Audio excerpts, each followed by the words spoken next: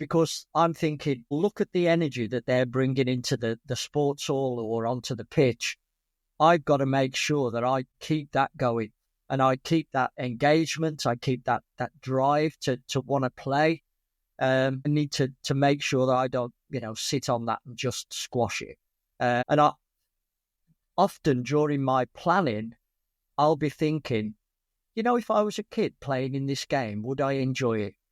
And if the answer is no, I have to go back to the drawing board. Hi everyone, welcome to the show. In today's episode, I had the pleasure of interviewing Peter Sturgess. Now, Peter was head of the foundation pathway within English FA for well over a decade. His experience within grassroots sport and also academy sport, but importantly, and this is part of the conversation today, was within children's sport coaching. Being a football guy, that is highly relevant, but also anyone who coaches, young kids, maybe between the ages of 6 and 11, 12, really should tune in. We talk a lot about the importance of small-sided games, but beyond the cliches and actually tuning into some of the pedagogical elements to it that sometimes you overlooked. And a lot of the stuff that we speak about is about the tensions and not just blindly following some of the rhetoric around just let them play, but where does structure come into that still?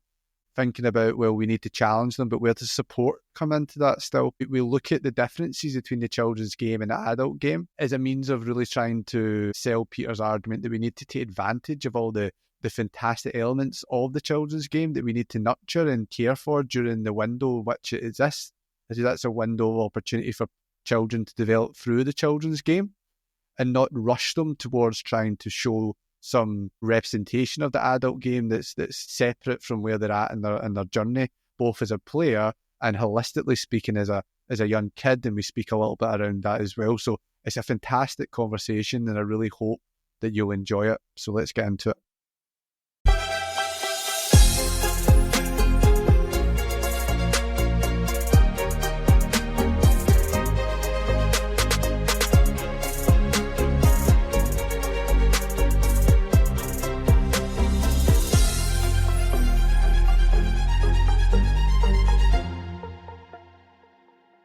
So, Peter, it's great to see you. How are you? It's brilliant having you on. Yeah, long time no see. I think the last time we were up in Scotland together, so it's nice to reconnect. But thanks for inviting me on.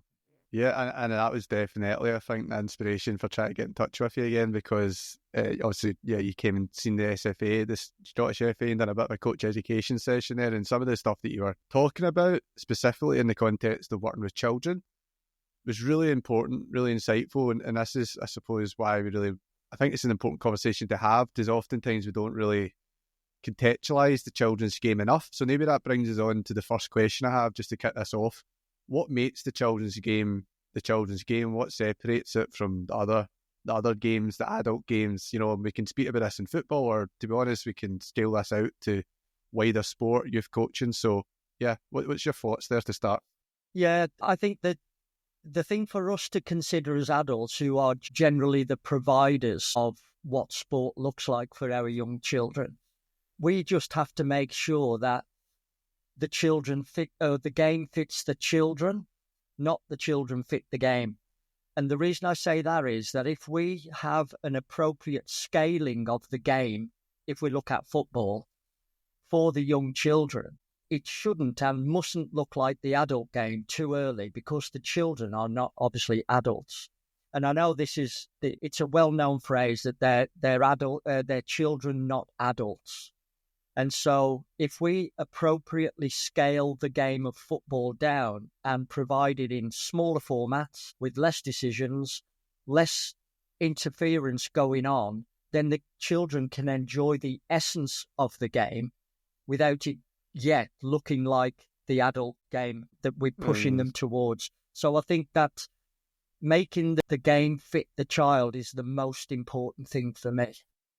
And see, on that then, is the eye sometimes deceiving then? Because you could, if we were to compare what you see Man City do in the senior game, okay, week in, week out, where there's a lot of fluid passing, there's less touches on the ball, there's slow build-up play.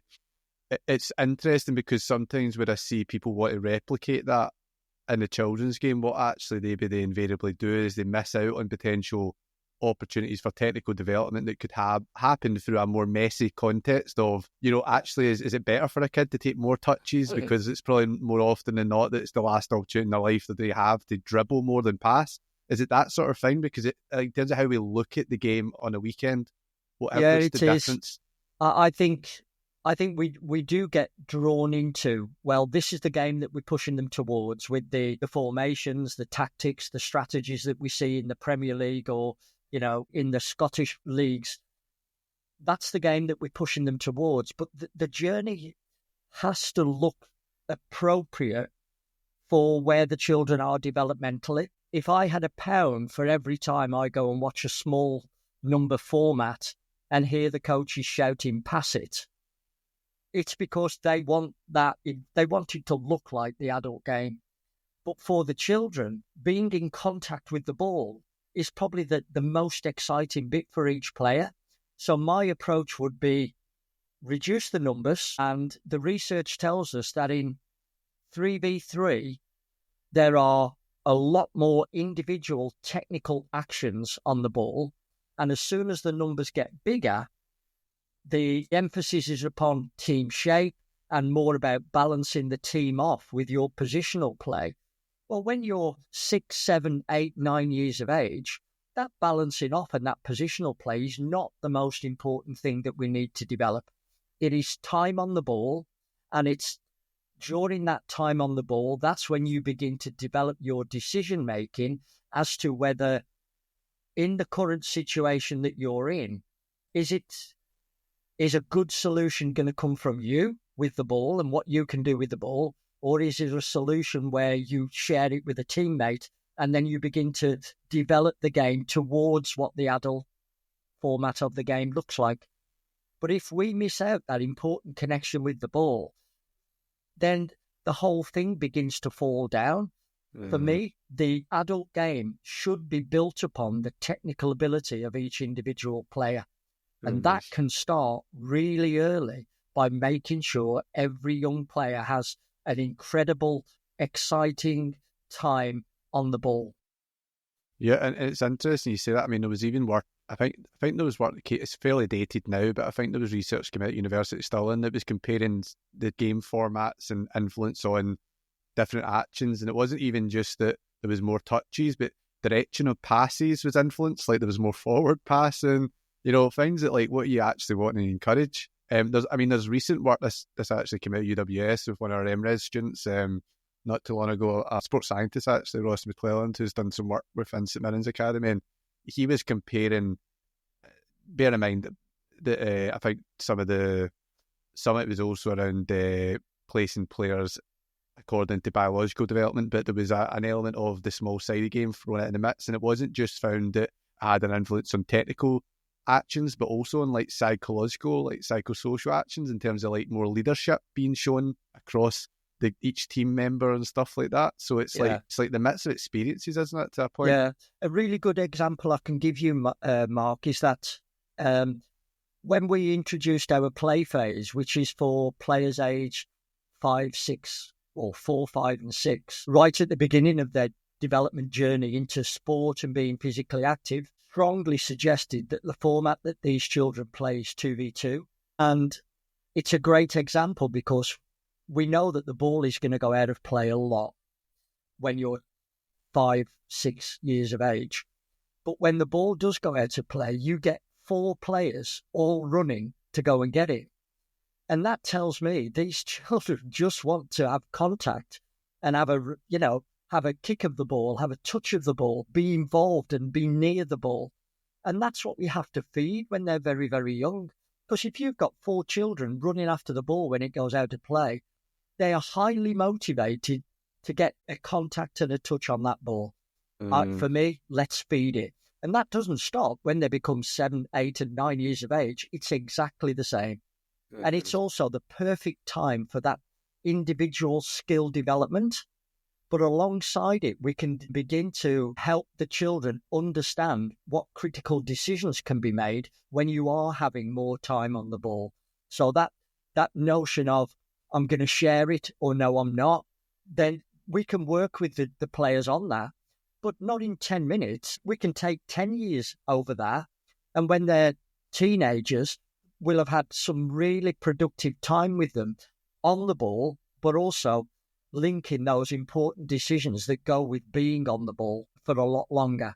So for me, that's the kind of journey and the kind of timeline that we need to take our children on.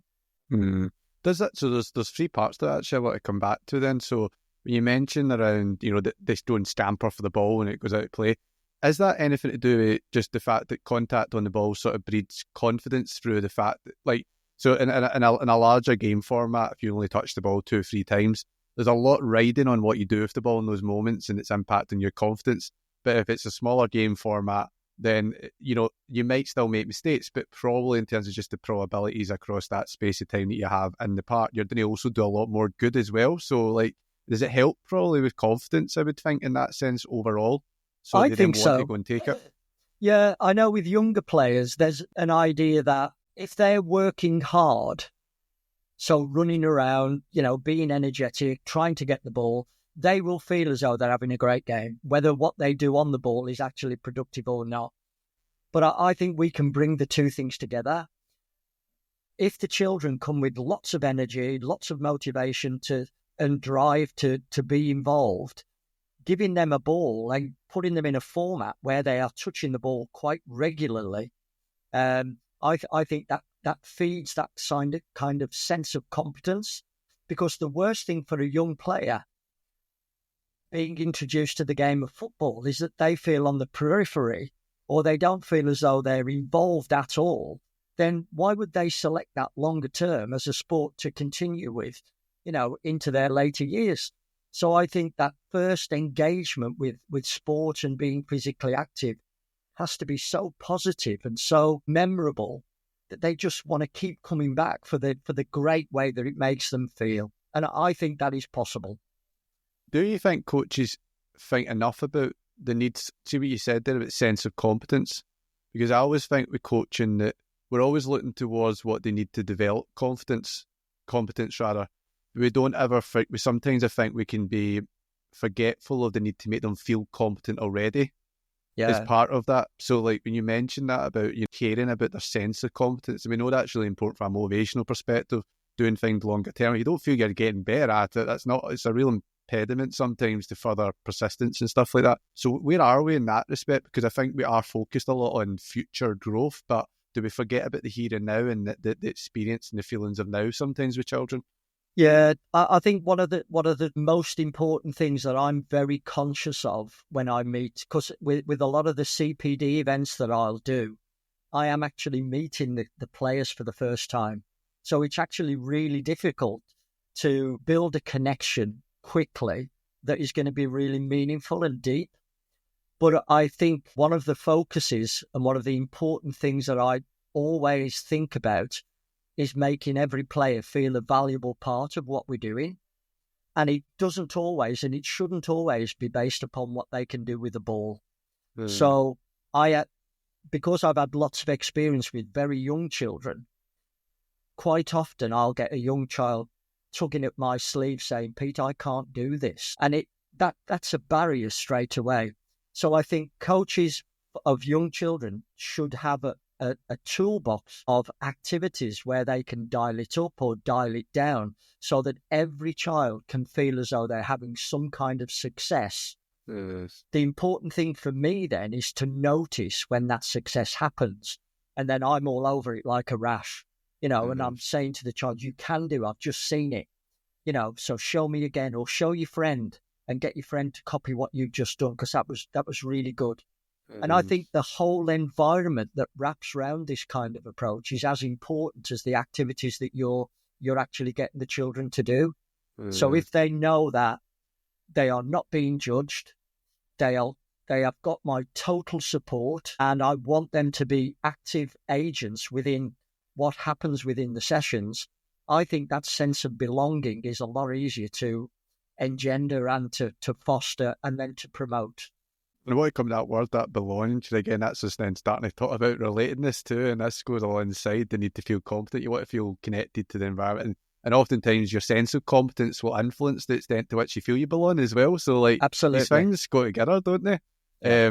I was going to ask that actually. So with that intention in mind to make all the kids feel like they can contribute in their own way, is that maybe an element there around making sure that we have a mix of different types of exercises and a mix of different types of challenges that we set that perhaps cater in different ways across a group of players? Because not everyone's going to be great at crossing the ball, not everyone's going to be good at dribbling. So if we only do exercises that further accentuate that component of the game, well, yes, we can still, again, it's that sort of deficit view versus a positive outlook. If coaching is seen all the time, we need to fix things. A coach is only ever want to do the things that we see players not being great at, but we need to also have room for the stuff they're good at, isn't it? Is that we don't need to make it hard all the time? Yeah, we're having discussions with coaches now about rather than having a topic-based approach. So instead of saying, right, the topic tonight is, I don't know, crossing from wide areas or something, like you've said, I might be a player in that group thinking, I'm not good at crossing from wide areas. My teammate might be thinking, oh, this is great. This is exactly the kind of practice I want. If you change it to say, right, tonight, the outcome is we're going to try to score more goals. So we leave it as broadly open as possible. So I'm a dribbler. I'll be thinking, well, I can score more goals by using my dribbling. My teammate, who's great to cross it, he'll be thinking, well, if I'm in wide areas, I can help us score more goals by crossing the ball. My other teammate's thinking, I prefer to pass and receive and be the glue that joins everything together. I'm going to help us score more goals by doing that. So everybody can contribute. But what you also do, you give the players the opportunity to explore all of the different ways that goals can be scored. And then we can all contribute in our own different way. But it also gives you the opportunity, Mark, to actually say to somebody, if you want to say one of my teammates is trying to help us score more goals by dribbling, but it's not actually working for him and he's losing the ball or whatever, you can still have the conversation to say, look, if you want to help us score more goals by dribbling, then we need to help you get better at this and this and this. You're already good at that, so we'll add something to that, and then you can help us score goals using the way that you're really good at, but also we'll develop some other ways that you can do it as well. So it's not all sweetness and light. If players are trying things that it's not working, then if they want to develop that as a solution to scoring more goals, then that's where the practice comes in. And that's where they spend their time and give some energy to develop in those areas. So I think having that broader focus about what are the solutions we can explore to score more goals, I think that really, that hits the kids in a much better way than saying, oh, we're going to score from wide areas or whatever. I just like that possibility thinking. It's a sensible approach, I think, because outcomes are experienced individually anyway. So you have a themed session. We speak about this as well sometimes, but if you've not got the ball as much as the rest of the team, it doesn't matter if the session's on passing, your session's on defending, because the outcomes experienced individually. I actually really like that approach. As much as you say it's not about being all rosy, and it isn't. But it is. You are starting from a more optimistic base point when you start to consider, like, here's what you're already good at.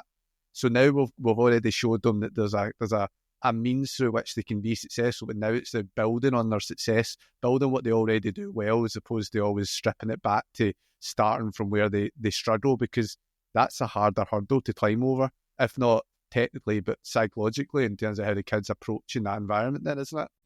Yeah. And I think for too often, Mark, our young children particularly, because it happens in school, because of the way that the educational system works, they are constantly being assessed. They are constantly being judged. They are constantly, being measured against others. And I just want kids to feel when they come to football, there is less judgment. There is no assessment. I feel valued. I feel a real sense of belonging. And the coach works with me in such a way that I feel as though I can either now or eventually achieve all the things that I want to achieve on a football pitch.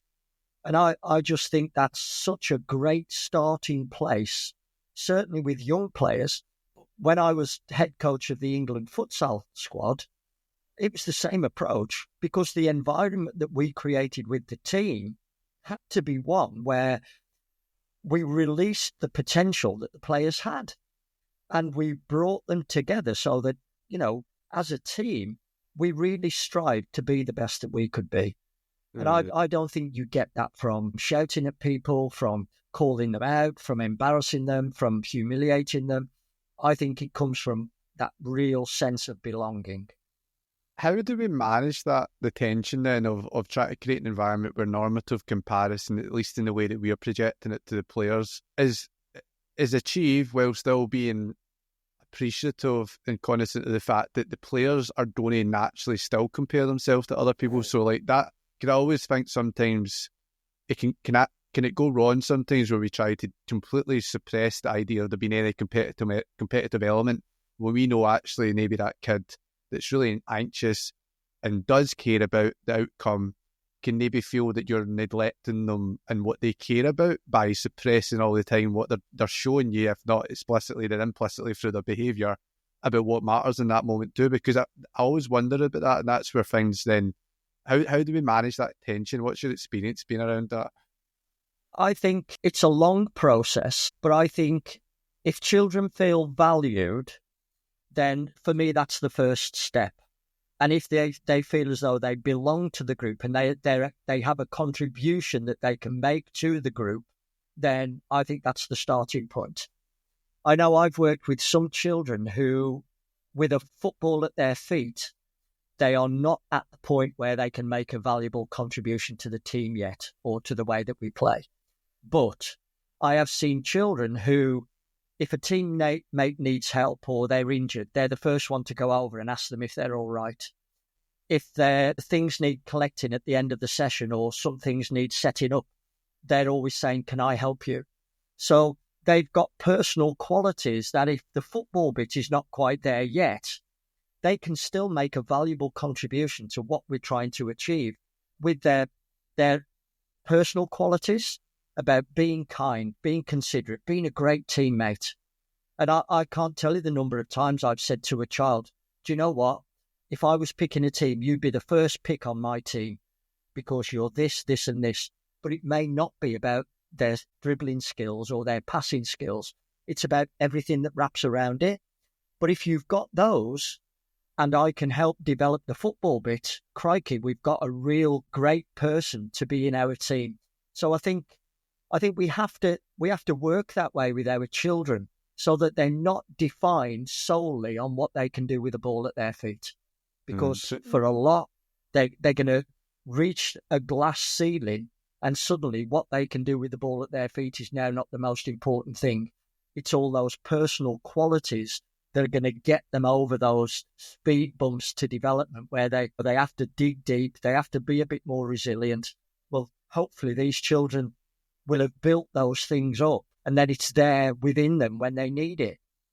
So it's kind of latching on to the wider values a little bit more, and not always thinking that the coach's role is about, it's not always about sport specific teaching, isn't it? No, this is getting into that conversation a little bit. Yeah, we had this conversation with scouts, and when they're trying to identify the best player on the pitch, it will pretty much always be what they do with the ball at their feet. But for me, they need to know how resilient the player is. Have you seen them in a number of games where they've won some? How do they react and how do they behave? Have you seen them when they've been absolutely caned and lost heavily? Have you seen how they react then? Because those are the important personal characteristics that I think will get them to the top if they've got that internal drive to be successful, as well as obviously what they can do on the ball. So we have to put those two things together when we're considering, who is the best player on the pitch. And does this probably also extend beyond just thinking about a pathway journey towards sort of performance? This is also like, because obviously your work in the past has been in the foundation phase, which goes across, academies, but also the grassroots space. But we're trying to prepare kids for life or going to high school. So like they could go in lots of different directions, couldn't they? So there's a benefit there too for that reason as well. Absolutely. And I think I when I'm working with a group, I teach football, but I also teach about how to behave, how to win, lose with respect, dignity, and sportsmanship. I think those are those wider, lessons that we must embrace, particularly when the children are young. And hopefully when they're older, we are just reinforcing them and re-establish them if they've just gone a little bit awry. And I think that's such an important role for the coach of young children. Something that always kind of struck me, Peter, and this comes back even when I've heard you speak before, is you have quite a keen sort of consideration for the developmental stages that a kid's in. And again, the reason I want to touch on this now is that we're kind of speaking a little bit to the wider stuff. It's not always just thinking about their technical development and where they're at there, but their emotional development, where they're at, their brains are developing. These elements are all contributing to what you see on the weekend, and perhaps they also should offer a compass to how you should appraise what you see at any one interval. And, even as you're trying to push them towards the next phase, the next stage, whatever, we have to always be conscious of where they're at in the terms of the stuff they can't control.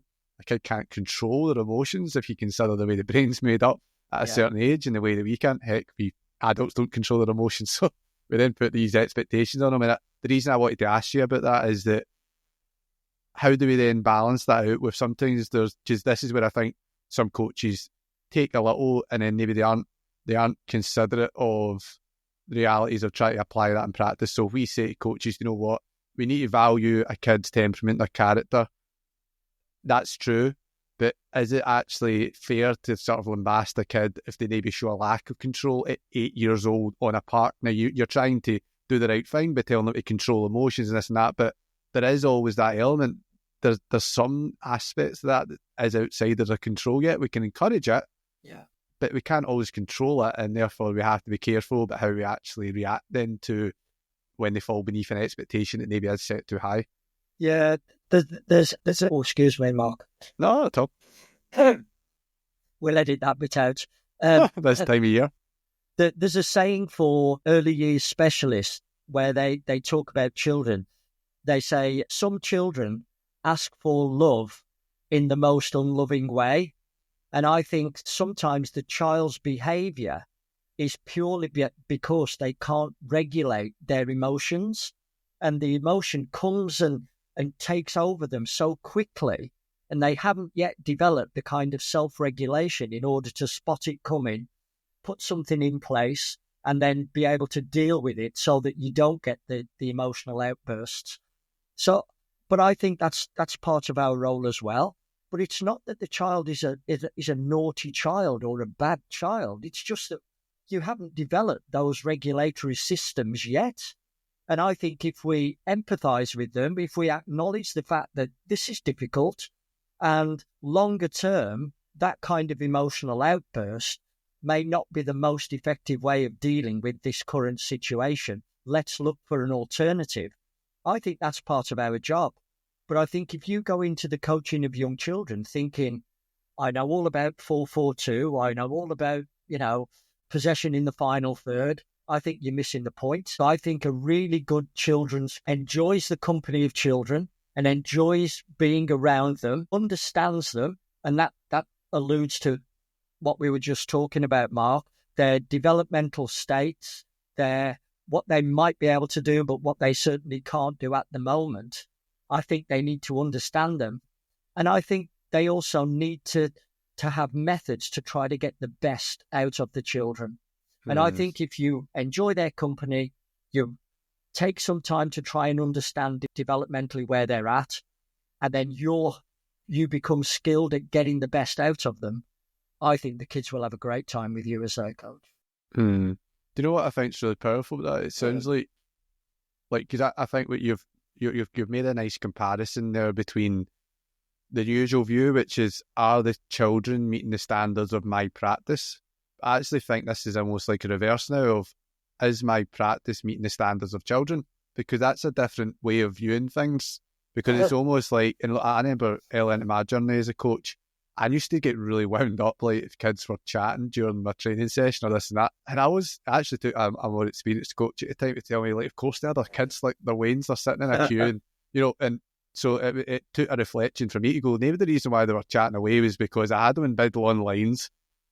Also, they're just Waynes and they want it. And actually that social element could be what keeps them coming, because that's important to them. And it's like, well, I need to adjust my practice to suit them. And that's coming out to me. It resonates so much because I think that it's a flipping of expectations, and also perhaps it's a flipping of what coaches need to actually upskill in. Because being a children's coach is a very specific skill set.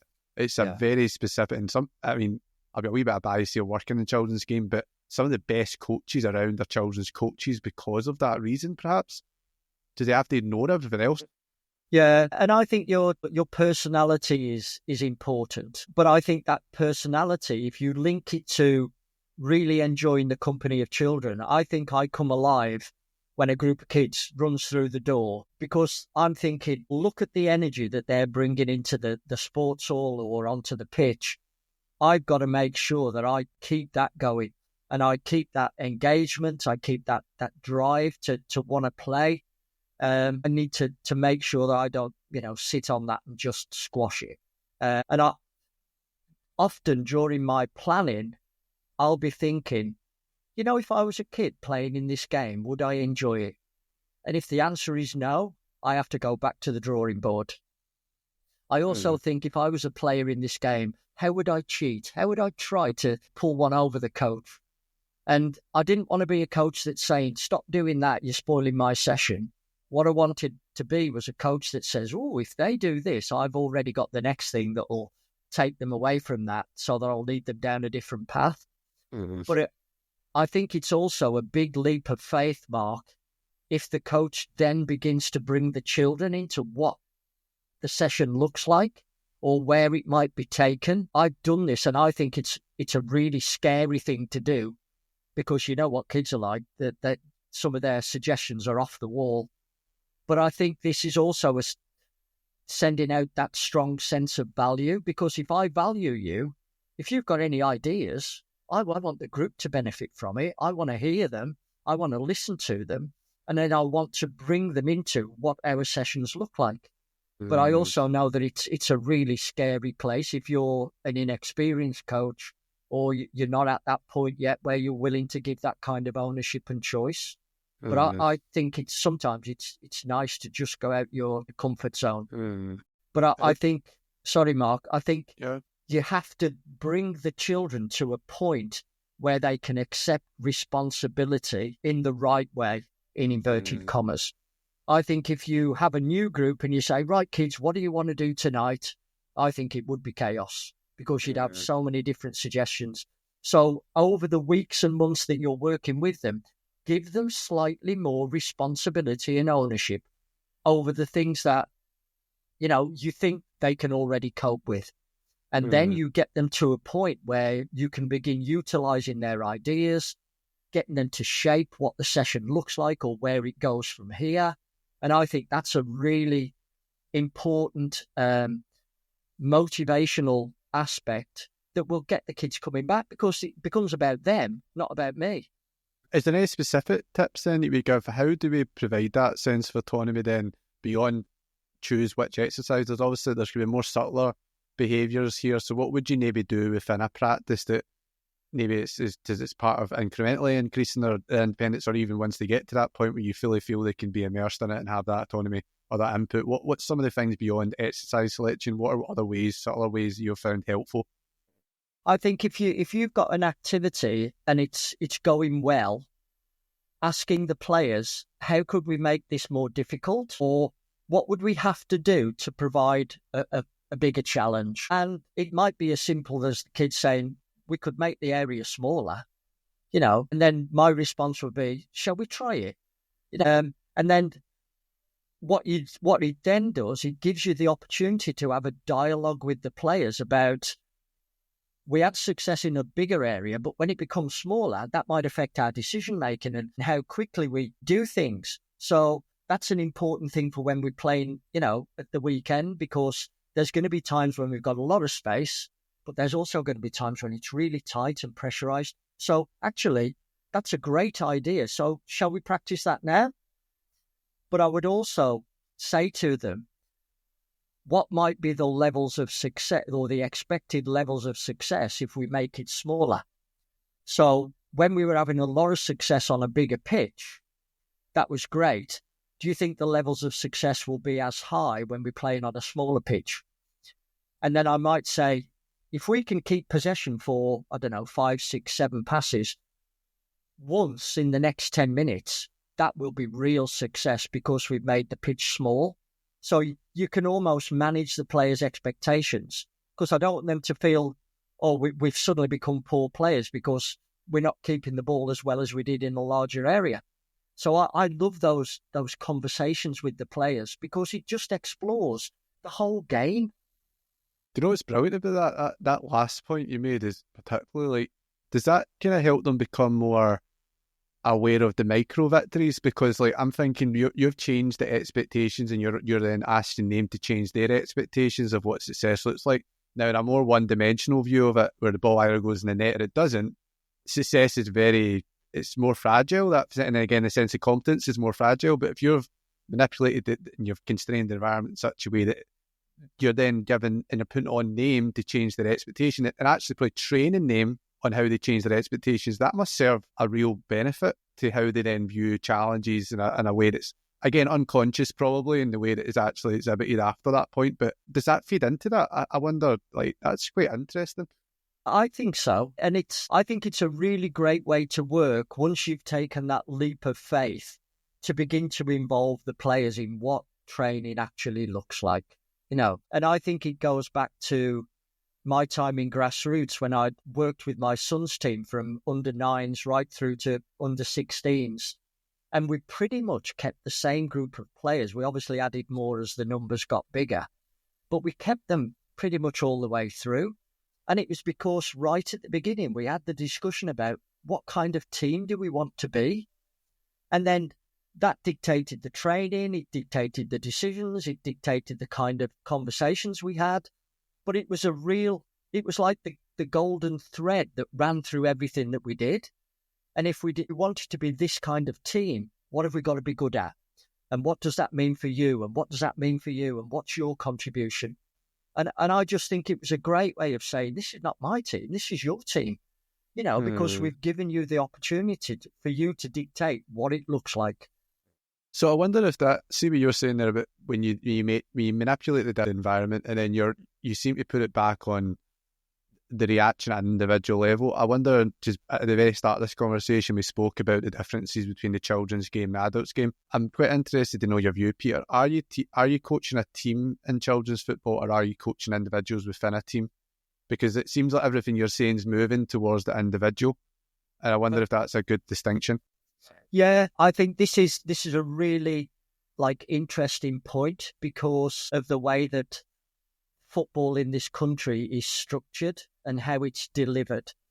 Because I would really want to work with the individuals towards becoming small number teams, medium number teams, and then larger number teams. But because from the age of under 7, certainly in England, you train and hopefully you meet individual needs, but every weekend at 10 o'clock, there is one match where everything depends on it. Everything comes down to the result. So you're in a team environment, whereas the children are at the point in their development where, for me, it should be more about the individual. So I think the way we've structured things needs a really close look at. And also, and this is that crusade I'm on at the moment, Mark, for most grassroots coaches, this is not a slight on grassroots coaches because it happens in the academies as well. If you're playing 5-a-side at the weekends and that's your match, you will inevitably have a squad of about 8, 9, maybe 10 players. My bugbear at the moment and the crusade I'm on is the fact that we're already planning for 3, 4 or 5 children not to play every week. How can that be a way to engage children, motivate children, make them feel valued and belonging, all of the things that we've spoken about previously in this podcast, Mark? How can we possibly do that when we've got a system that actually says, plan for 4, 5 kids not to play. I would like, when we talked about appropriate scaling of the game and serving it up in the most appropriate way, I would like the formats to be small enough so that if a child chooses football every weekend, they get a full game. So every child, every weekend gets a full game. I think it's possible, but not within the current way that we've structured it. Well, seeing you say that, like part of this conversation that I think often happens when a team travels for a game and they've got a game, they tend, in some ways, it's always about do we have enough coaches per match? So like sometimes that's why, right, maybe you've got 14 players and they play 7, you split them in half. But again, what we're doing there is we're limiting how small the game format can be based on our ability as a team of 2 to cover that. And this is maybe a question of why do we need to be able to cover and see everything at all times? If we know that what's best is for them to play and we're there to facilitate, why are we being so caught in the micro oversight of things? Is that maybe a little bit what you're saying? Absolutely. And we just spent 5-10 minutes talking about ownership, choice, and really helping the children become confident individuals. We, on our play phase pilots, we had 6-year-old children and 5-year-old children who were managing a game of 2v2 themselves. They didn't need the adults to make the decisions. If there were any clash, any pinch points, then we're always there to help. But actually dealing with conflict and negotiating at a high level, the children would be doing that or learning how to do that within a sporting environment. We didn't need those games to be micromanaged. You started off at under 6. By the time they're 14, 15, 16, they are in a much better place to manage the game and what's going on in the game. But they'll never reach that point if we don't give them the chance. I think we can start that off with 6-year-old children. In fact, we are. Yeah, I mean, I think back, just, I suppose the way you need to look at it as well, isn't it? If you think back to like a playground when you're in primary school, the teachers weren't there when you were playing with your mates. And yes, there was like arguments and stuff, but there was a sort of self-policing to a point where the ball has to get back in play soon. We don't want to, ultimately we just need to go on with certain things. And again, what we want to teach players how to deal with is different, maybe in the tactical side of it or maybe in the situational side of it when you're playing against a team that's a bit rougher or you're playing against a team that this and that's happening. So we're giving them that experience, isn't it? Does that come back then to, let's stick a little bit further on this idea of, is this maybe where festivals come in, where it's like lots of different games, small formats, then 2v2? I wanted to ask you the question, however, can small-sided games, is there ever an end point to them where, like, would you, because you seem to show a value of the connection between the teammate, the player, the teammate, and the opposition. Is there ever a room within a festival, small-sided festival, for 1v1s, or should we actually still, because obviously you're wanting to learn things in context to a point, would you ever do 1v1s, or would the minimum be maybe 2v2s so there's still a connection of the environment and what the environment requires in decision making? How do you balance that? I would wonder. So if I take the festival thing first, I think up to the age of under 10s, so 9-year-old children, I think their football experiences should be festival type events where they'll play multiple formats. So 2v2s, 3v3s, 4v4s, multiple games. The result almost gets buried within the activity and the number of games. I think that's the perfect introduction to falling in love with the game of football.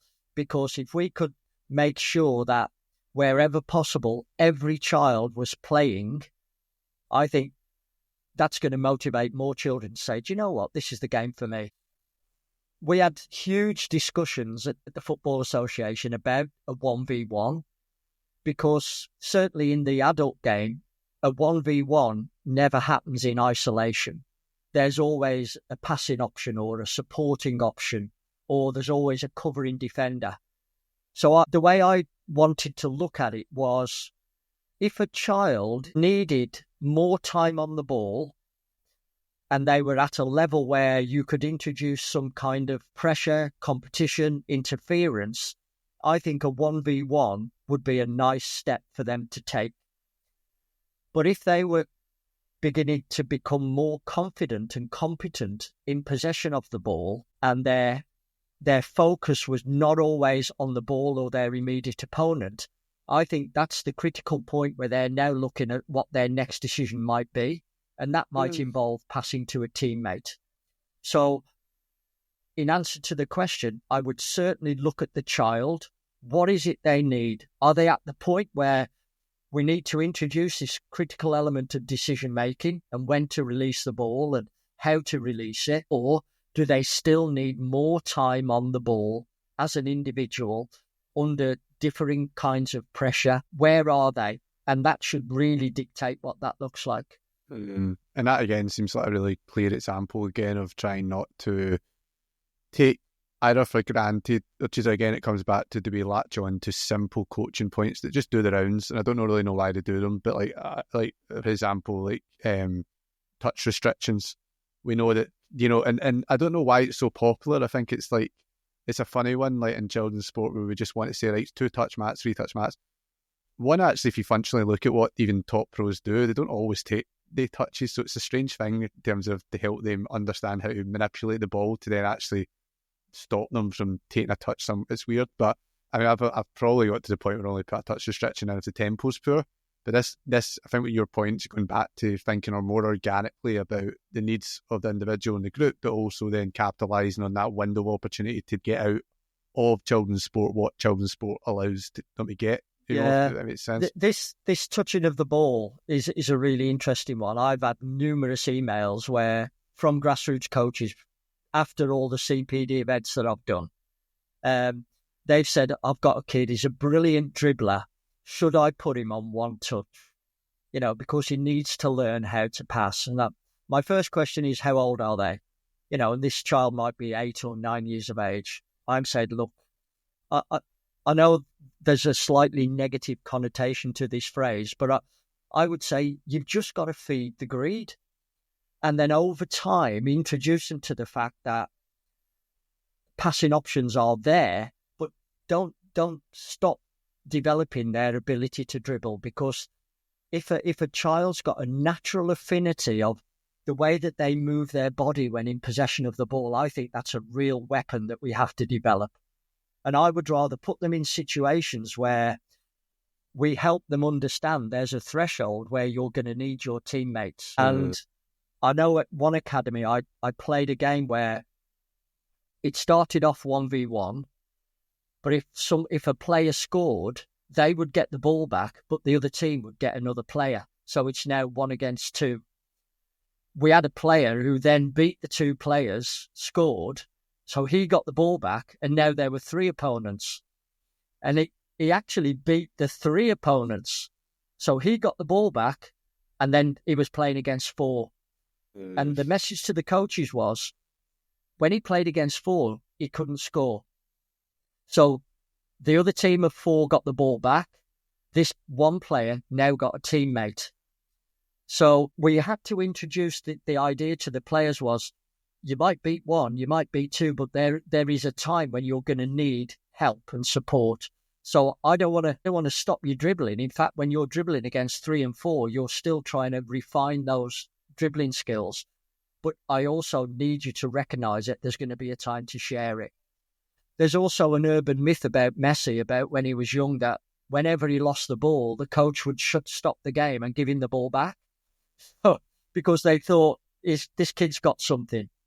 And it was interesting, Mark, and sorry to go on this point, but it's such an important one. I was in Australia before Christmas, and I was working with a coach from Brazil, from Vasco da Gama. He was their technical director, and he put a session on where it was one player dribbling against first one defender and then a second defender. But he had 3 teammates guarding a goal, so that if he lost the ball and the other team attacked, these 3 teammates would come on, help get the ball back, and then they'd give it back to the dribbler to have another go. And I thought, oh my God, I've never seen this type of practice before, where he wanted to give the player in possession so much confidence to have a go knowing that if he lost it, he's got 3 teammates who are going to suddenly come on, get the ball back, and then he's looking to get in a position where they can pass the ball to him so that he can have another go. I thought it was brilliant. It's amazing. Is that like so we're like coaching for success there, not coaching for challenge? I don't know what there's a time and place. Aye, but there's a time and place. That's incredible. When you consider that. But the reason I was to jump onto there as well is that you said just previous to that was that idea that you're not trying to get the player to fit in. You're not trying to see transfer. You're not trying to see adherence by the player to the session, but rather you want the session to help the player see how their behaviours can shape outcome in the game. So you've actually changed it so that, you know, they can dribble if they want, but it's a far more powerful lesson to show them that where they fail when they don't pass is a better lesson to show as it helps towards their ultimate goal of getting ahead of what they're doing, rather than imposing it and manufacturing that epiphany. You've taken away their opportunity to reach that epiphany by putting in a condition that prevents that discovery, isn't it? That's the point, isn't it? We get into it too quickly, the outcome, before we need to let them reach it. It is, and my point earlier, Mark, about, you know, that phrase that I've heard grassroots coaches shout the most is pass it, when the kids are 6 years of age. It's background noise, and it's ineffective, because if you look critically at the young player, they probably are still finding out where the ball is in relation to their feet. So they're not aware of the situation around them. They might have an idea of where an immediate opponent is, but their focus is so much cognitive capacity is spent on where's the ball, what's my next touch, you know, where do I take the ball? They're not even aware of what passing options might be available. So if you reduce the format, you can almost put them in those situations knowing there's 2 things to think about. Are you going to do something yourself, or are you going to pass it? So the 2v2 for me is the perfect starting point for young players in helping them get to a point where their head comes up and now they are now looking for other things to do other than, you know, having the ball at their feet. I think, you know, that is so important, because you're kind of scaffolding the environment based on their attentional capacity, because what you've brought into that is the view of, like, if you think about the more general sort of 3 stages of still learning, where there's that cognitive heavy element, you're trying to figure out what to do. So that might be the first time they've touched the ball, or the first few beats anyway, to then they reach that more associative stage where they need repetition, they're getting there, but until they reach the point where it's more unconscious or more automatic, they're never going to be able to take away their attention, or share, or spread, rather we say it, spread their attention between focusing on the ball and focusing on the teammate. So if we're coaching technical skills, what we can control, or what we should at least aim to control, is how many variables in the, well, there's a kind of tension here. You don't want to necessarily control the variables in the environment, but you at least need to be aware that they have to spread their attention across all these variables. So it's unfair to criticise them if the environment has too many variables that maybe in that moment overcomes what their current attentional capacity is based on their skill level. So we can put them in a variable environment, but we need to still be conscious of the fact that their attentional capacity can't be spread across the tasks. Yeah. And that's why children grow up with these Where's Wally books, because they need to, from all of the images on that page, they need to find Wally. So kids are not great with their visual acuity, where they're scanning a football field. They might be able to see lots of things, but they won't know what's the most important thing, where's the danger, where's the spaces. It's almost, we're helping them understand where's Wally on a football pitch. And if we give too many variables, they're never going to find him. So if we reduce it down to there's one opponent, or 2 opponents and 1 teammate, I think that is a much better scaffolding of the game and their cognitive capacity than throwing them into 5v5, where there's just too much interference for them to make the really critical decisions that you have to begin to make to be successful in a game of football. And is that then another myth then, I suppose, of the idea of let them play? Because if it's not considered the need to structure and scaffold, we perhaps put players in an environment where there's too many things happening at once as well. So while that's important for their development to an extent, we still need to ensure that there's enough conditions that allow for success, or at least allow them to orientate what they think they need to do in order to achieve something in it. Because we latch on to that too much and we maybe don't apply it correctly. Yeah, I've seen it, Mark, where if the numbers get too big, I'll watch some players and they'll immediately drift to the periphery of the game because they're putting themselves in a position where they can have more time to look, where there is less going on, rather than position themselves in the middle of the game where it's, all hell's breaking loose and there's players moving everywhere. So the players can give you an indication of where they're currently at. And if they are drifting out to the sides, then probably the numbers on the pitch could be too many for them to actually cope with at the moment. So they're drifting into places where they feel a lot more comfortable, or they have more time to think. When we talk about that point about what they can cope with, I wonder if we might, I'm really interested to know your thoughts. We've been chatting about it just with different colleagues around the different ages that a kid may present. And what I mean by that is that you might have a 6-7-year-old technically is the age of a 9-year-old. But then we need to consider physically they're still the age of 6, maybe emotionally they're the age of 7. There's different ages that can occur there, and I just wonder if we can maybe, because part of the conversation we've had here has been about scaling out to think about their holistic needs and how we capture that within a session. But what has your experience been about how we support talented, and for those that are listening, I'm putting that in inverted comments, but how do we support what we presume to be talent and capacity in some respect with also the wider kid that's also in front of us, and how we maybe make decisions on them, what we do with them, how we challenge them further? What has your experience been in that respect? Yeah, I think dealing with that kind of difference and those abilities where you might be off the scale technically, but socially and emotionally you're still very, very immature. I think we have to take all of those factors into consideration. Because I think certainly in the academy game where there's more capacity to move players between age groups, I think moving players up purely on technical or physical capabilities without any consideration for those psychological or social and emotional variables could be a mistake. But I am all for putting players in situations where it's easy for them so that they can hone their skills, they can practice what they're good at. So you need opportunities to play within those environments. You also need to be put in environments where it's tough and you're almost hanging on by your fingernails. So perhaps if you've got a goal scorer, you put him in a situation that's easy and he's having lots of shots, lots of opportunities to refine their skills. And that's great for that player at that time. You then put them in a situation where he's hanging on with his fingernails and he might only get one shot in the whole game. But he needs to make sure that one shot scores a goal.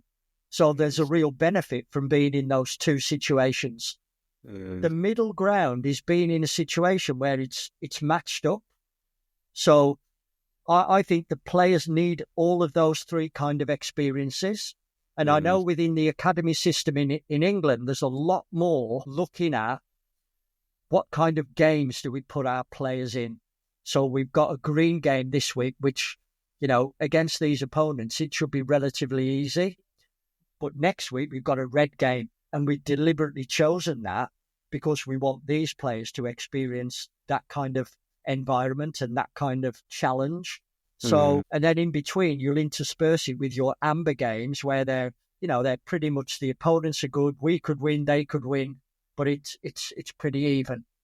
I think there's a lot more thought about that. And I think there's a real benefit to doing it in that way. Yeah, I never, that's the first time I've heard of the sort of amber, green, red game. I thought it just struck me as well as you were speaking to that. I just want to put us to play devil's advocate. Do we need to necessarily choose between them? So do we need to choose between challenge and support? Because I would wonder if we're maybe sticking with the idea of the different developmental ages across different skill sets, where that technically gifted 6-year-old who plays like a 9-year-old technically is thrust upon, and maybe in this happens on academies on this assumption that we need to challenge them. Let's say we move them up in age group.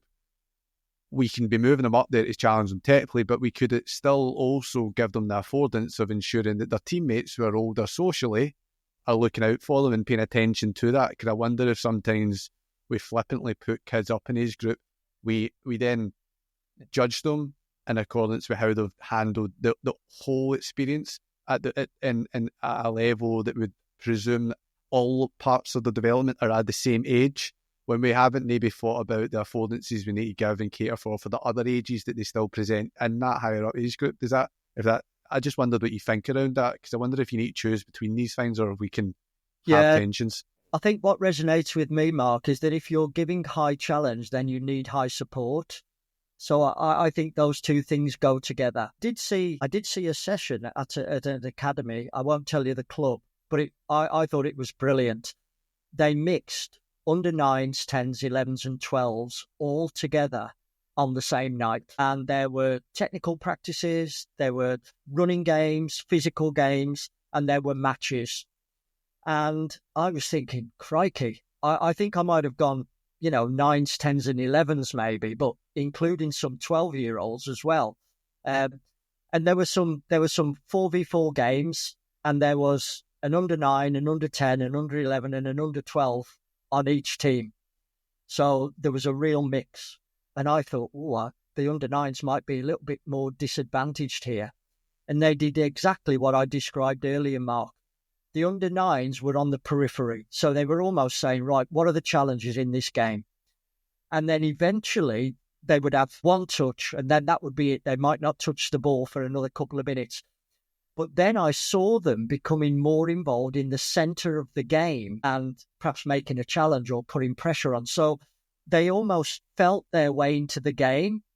And I think our job as coaches is to not just set the game up. We have to watch what the individual challenges are for each players and then try to gauge what kind of support we would give them.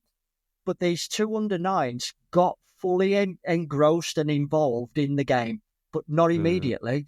They almost dipped their toe in the water. And I think that kind of experience within the training session, where it's, I think, a lot less threatening, is part of the preparation for when you're playing opponents that you don't know and the challenge is high. Because I think we can create our own environment in training and offer high levels of support when and where it's needed in preparation for, at the weekend, I'm going to put you in that situation that you've just experienced here against those under 12s.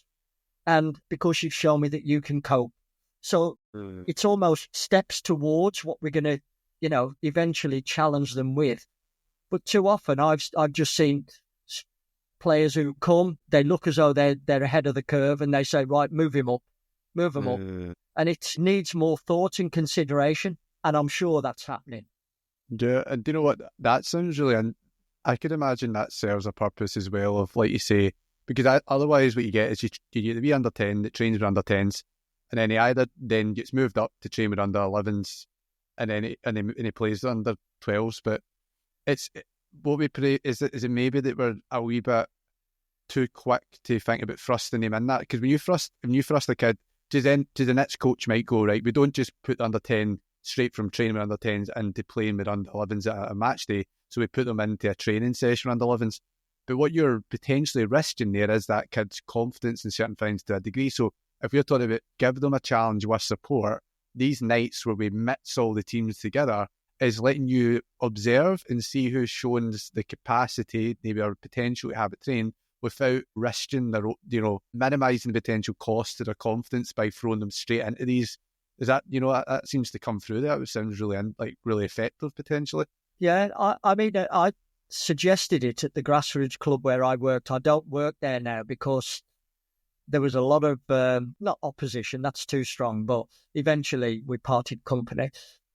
We had under 9s and under 10s training on the same night at the same venue.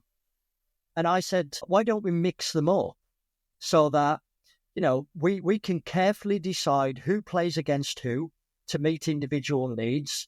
We can create the environment. We can deal with any pinch points that happen. We can create something quite special here so that our players, some of the younger ones playing against the older ones, can gain confidence in actually being able to do it effectively because we've controlled it. And then at the weekend, one of the biggest problems with young players is they look at their opponents because it's a complete unknown. Some of them think they're going to be better than us. We're going to lose this game.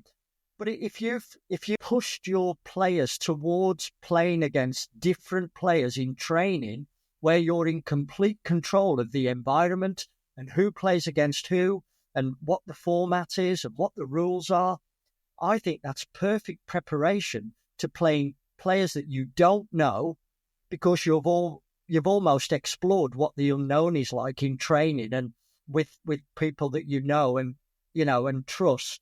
You've done that beforehand. So I quite like that approach as well. It's just, I think that's the word you use, careful, being careful. And honestly, I could listen to you all day talk about this stuff. Peter, what I want to do, we're going to try out something here. Sorry to put you on the spot for this. I wonder if we can summarise, and that's the hard thing to do, summarise part of what we've been talking about so far today. If I could ask you to maybe give us, what would be your pick up, take and move coaching hats that you think, based on all the experience you've had across so many years and of high quality experience, what would be maybe your 1, 2 or maybe 3 Matt's coaching hat? What would be the tips you would give people based on maybe what we spoke about today, how they could use this information really succinctly for us, as best you can? I apologise for that. No. I think we are really scratching the surface of the value of smaller number formats. And the reason I say that is because they are the building blocks of large formats. So 2v2s, 3v3s, 3v2s occur within the 11-a-side game all the time. In fact, the idea is to create those kind of overloads to give you an advantage in the 11-a-side game. I would really like to develop a generation of coaches who absolutely could coach effectively and successfully in those smaller formats, because it's the perfect preparation for the kids when they go. The other thing that I would like is that coaches, when they were experts within coaching in those smaller formats, they became experts in transferring that knowledge and understanding into larger formats of the game. So I think without that knowledge of transfer and the support to help players say, all of that learning that you've done within the 3v3, this is what it looks like in the 7 or in the 9v9 or in the 7. I think that transfer is really important. And the other thing, my biggest bugbear, is until we can guarantee a full game for every player every week, we are not giving the children the best possible start to falling in love with football. Fantastic. No, thanks so much, Peter. Yeah, it's been just wonderful to have you on and to chat to you about this. So yeah, thank you so much. Mark, I've enjoyed it, and I'm sorry to have gone a bit, Presbyterian in it. I think I've preached rather than spoken to you, but thanks for inviting me. Yeah, we need that. One of the things that's really important for this podcast, actually, Peter, is around disruption, and we need to give different perspectives.